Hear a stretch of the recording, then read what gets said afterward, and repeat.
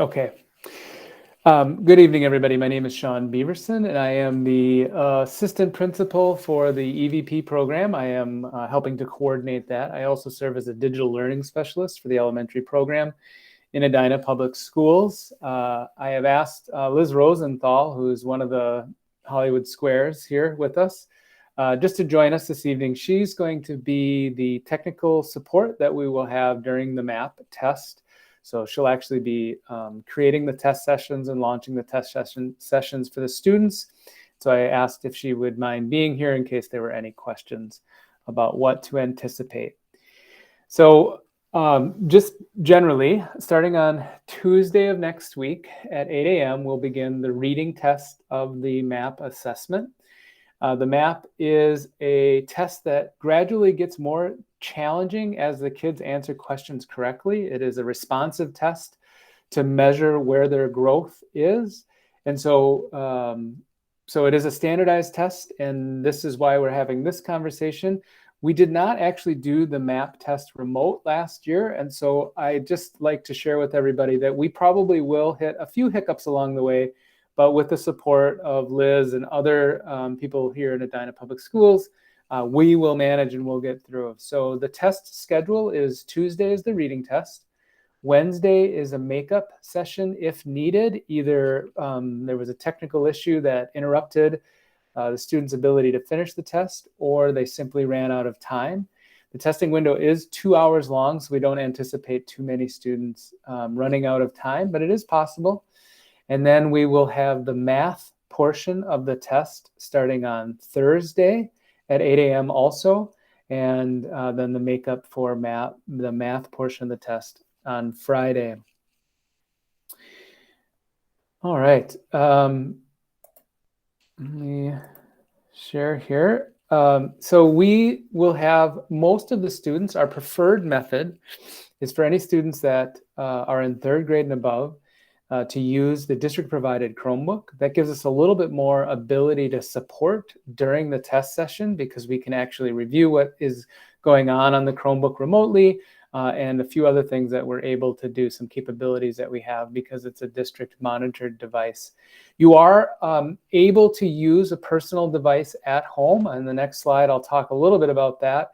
One thing that you will need to know is if you do use a personal device, you need to do a device check, which I will be sending out probably Monday morning so that there is time to run the device check to make sure that it works.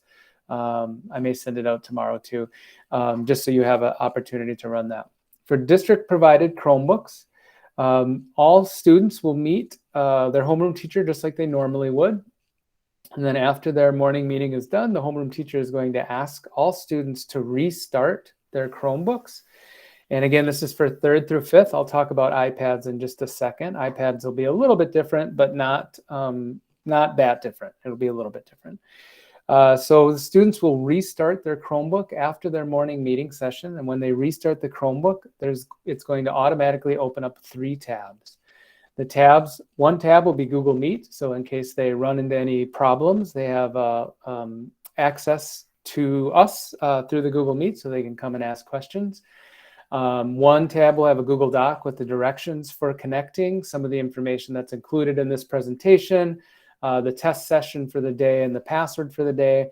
And that's a live document. So if we run into any known issues, we will be able to add that. And then the other tab will be the NWEA test site that the students will use to log in. I will show you what the students will see when they log into the NWEA site too, or the login pages of the NWEA site as well. Once that happens, Liz Rosenthal will see that all of the students have logged in using the test session and their password for that session, and she will begin to activate the tests. And the kids will see that the test has been activated, and then they will begin taking the exam.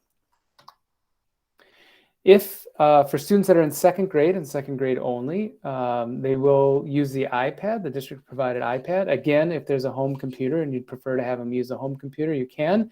One of the things that we have found is the kids become accustomed to using the iPad. And so then when we change that platform for them, it could cause just a little bit of confusion. Let's see a question there. I'm going to take a look. Yes, that's a great question. I appreciate it. None of these questions are too basic. This is the first time I've ever tried to host one of these, and so it's a good reminder for me. I did use NWEA and MAP interchangeably. NWEA is the company. MAP is the measure of academic progress, is the actual assessment. So they'll access the MAP test on the NWEA site, and they won't know the difference. But that's a great question. I appreciate it. On the iPad, there will be installed an NWEA app. They will tap that app. The username and password for students in second grade will be sent to the parent's email address that was submitted to the form and the RSVP. On the day of the exam, we can't generate those passwords before the day of the exam. We have to wait till the day of the exam.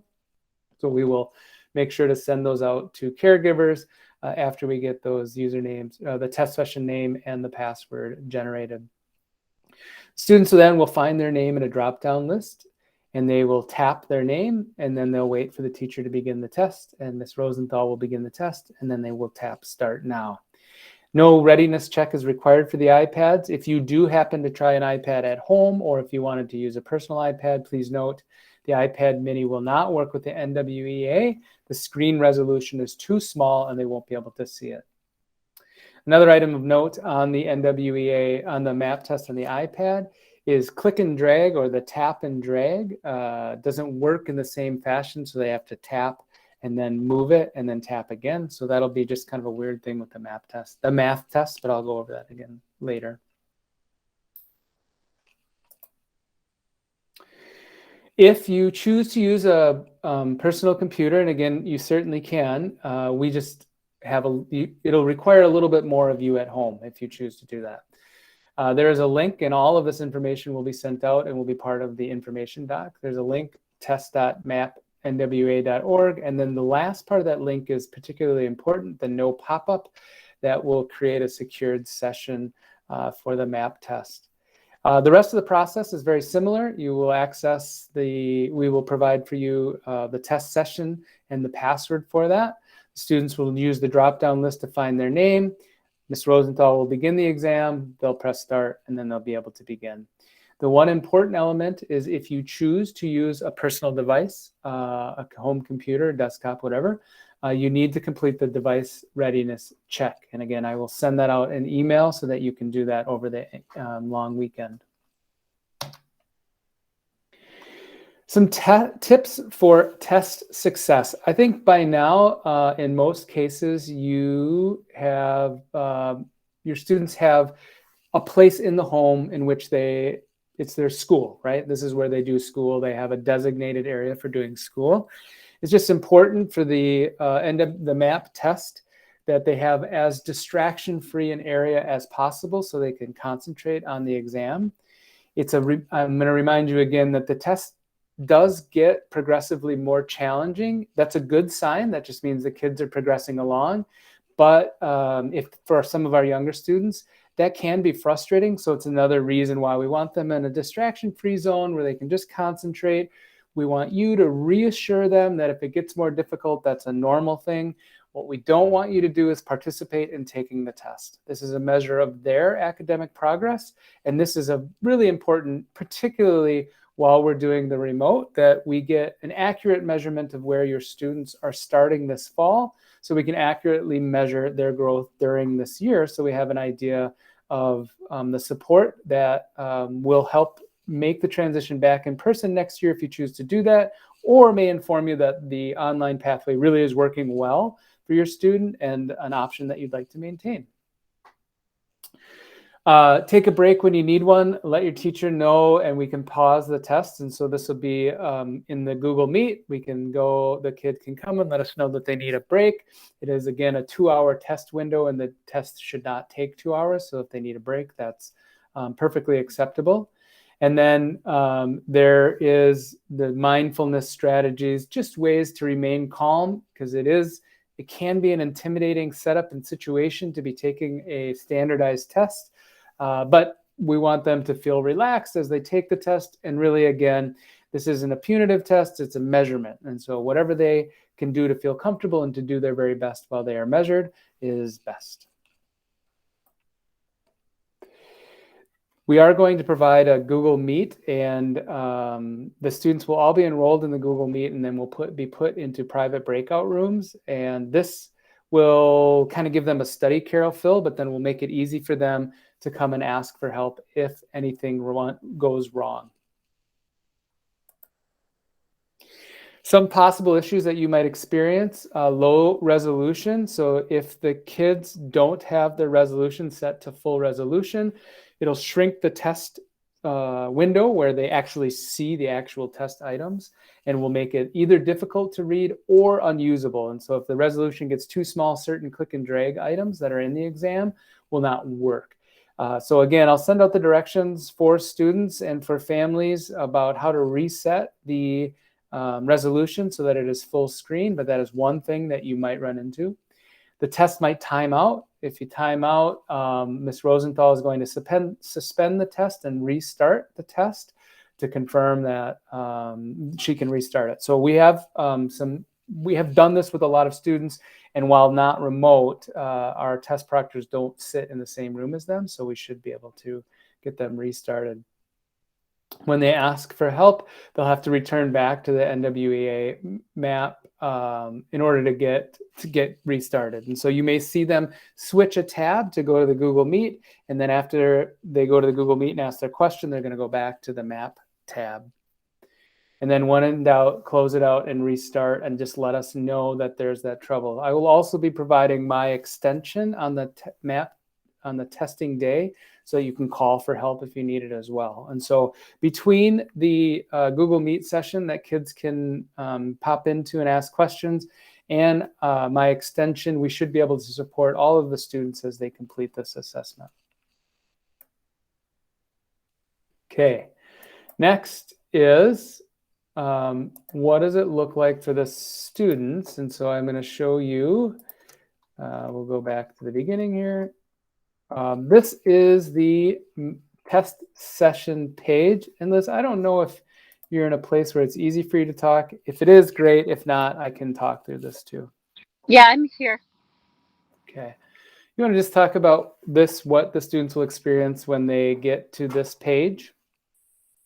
Well, they click on the app or the app in the kiosk on the Chromebooks.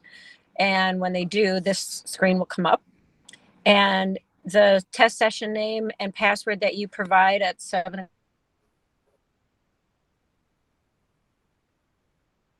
o'clock in the morning that day. I'm just gonna jump in because you're kind of breaking up a little bit. So rather than go through that, so this, like the blue box to go. Yeah.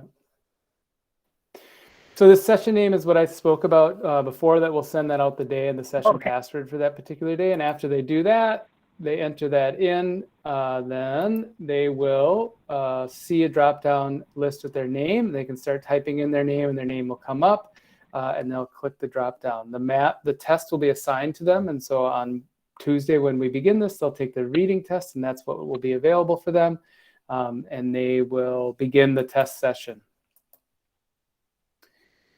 This will be the page that they're waiting at, and when they get to this page, that means they successfully registered their account to begin the exam. And the next thing that will happen is Ms. Rosenthal will go in and start beginning the exams, and then they'll be taken to the next page, which is a polar bear in a snowstorm. Just kidding. Which is the beginning of the exam.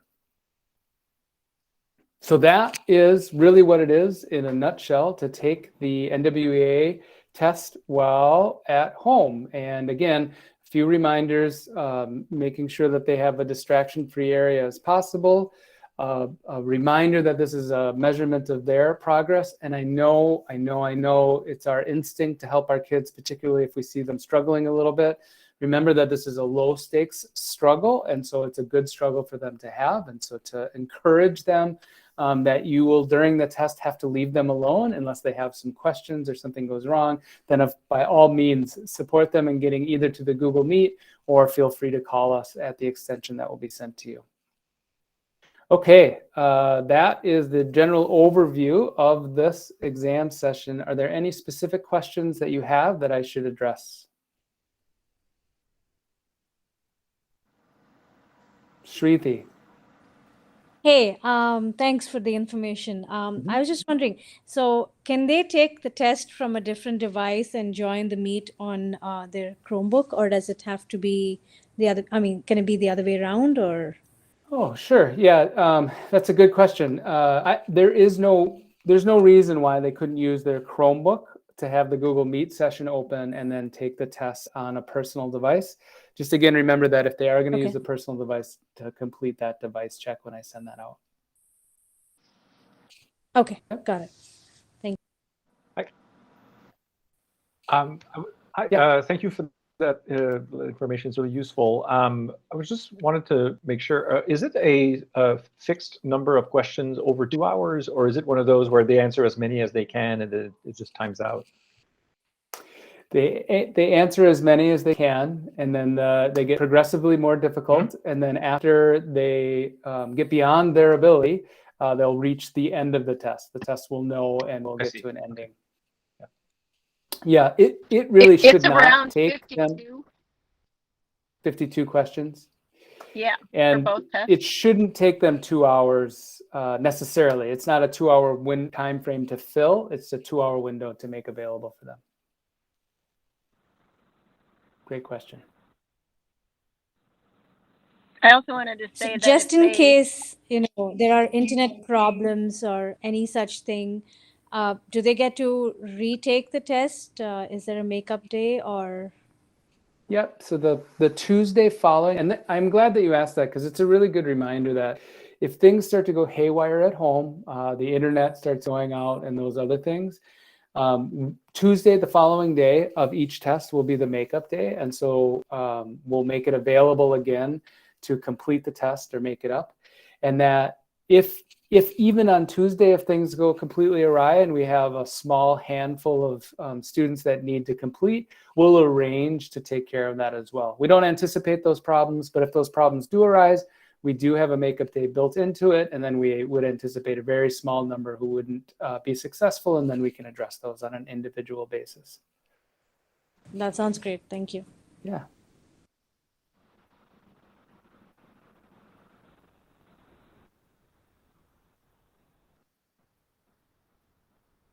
Okay.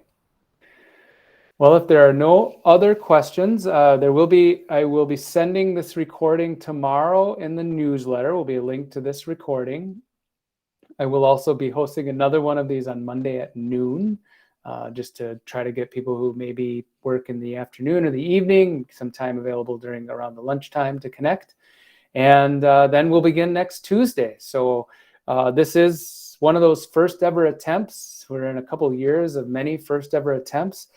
We've done quite a bit of planning and preparation for this, but even with planning and preparation, I always anticipate a snag or two. So we will work together on this as we are in the EVP program as partners, and we'll make sure to do our best to have a successful test experience. I never thought I'd say those words together, but I just did.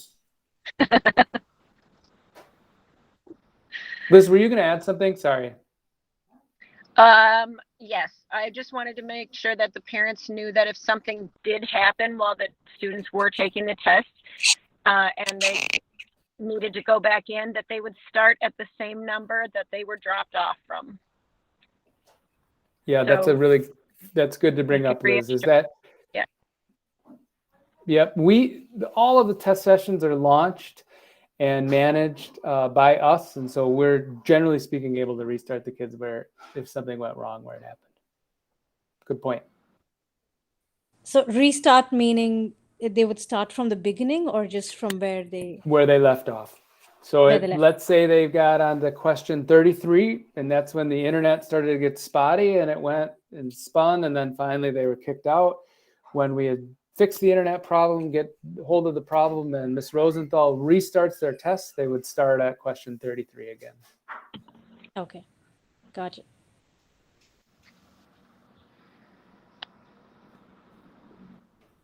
All right. Well, thank you very much for joining me this evening. Please feel free to reach out through email if you have any other questions. Of course, you can call me as well. My number's at the bottom of my email. And I'd be happy to help answer any questions to have a successful experience completing this fall's map test. Thank you, everybody. Thank you very much. Thank you. Thank you. LD. Oh, was trying to exit. Oh, well, that went Hold on. well.